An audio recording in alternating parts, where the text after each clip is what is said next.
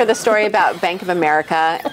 Some of the former owners, this is going to get you riled up, Susie. Some of the some former employees are saying that when they worked at Bank of America, they were actually given incentives to foreclose on people. Yes. And they would get like gift cards and cash incentives the more accounts they foreclosed on, obviously because the foreclosure process ends up making the bank a ton of money. It does. Yeah. Well, I mean, they're just training their employees to be good salespeople. It's no different than like if you, like when I worked in retail, I mean, I worked for Luxottica for a long time, which manufactures like Ray-Ban sunglasses and Prada sunglasses, and we would be running a special like during Ray-Ban, like pushing Ray-Ban. For every Ray-Ban you sold, you got an additional $5 on your paycheck. I So know, it's but they're doing something as an incentive for themselves. I know, but taking they're people's houses away is a little bit different. and selling a pair of sunglasses.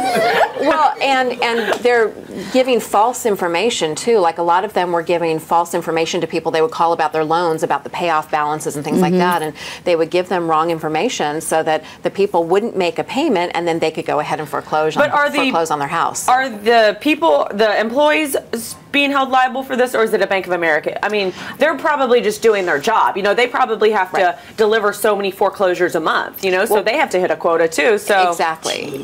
You know, it's like being stuck between a rock and a hard spot. Do you do what's right, or do you please your boss? Well, that's like the IRS and the people coming forth in the IRS who are saying, oh, you know, this isn't just here in Cincinnati, two rogue people, and now they're coming forth. The woman that was head of all that, that's gone on a leave of absence, her deputy has gone on and said, under oath, we were targeting, we did it, and we were waiting for word from Washington. Now, do you know you're not hearing that on any news?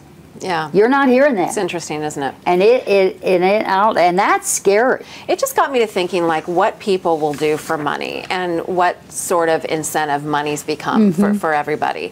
And there was an interesting study that was done by Harvard University and the University of Utah, and they are saying that just thinking about money leads to corruption, leads to that sort of behavior. Just the thought of money. So they took a bunch of college-age people and they gave some of them information about money and conversation about money. And then the other group, they talked about something entirely different. And then they asked them to come back in the room and make choices about, you know, random things. And the people who had been talking only about money made more corrupt choices. I think that's interesting. And you look at professions in the world today and all the crime and all of that, where there's no moral compass, yeah. There's none. Whatever you want to do to get money is okay.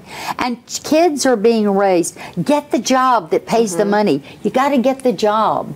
No, and I mean, I'm guilty of that too with my boys, telling them, like, you know, study something in college so that when you graduate, you can get a high-paying job. You're going to have a family to take care of one day. And I mean, I think it just all goes back to show, you know, like, money doesn't always buy happiness, and it doesn't always, I mean, most of the people who have the most money don't always have the happiest personal lives, you know, so money can't buy happiness, but it can buy shoes, and that's practically the same thing. So.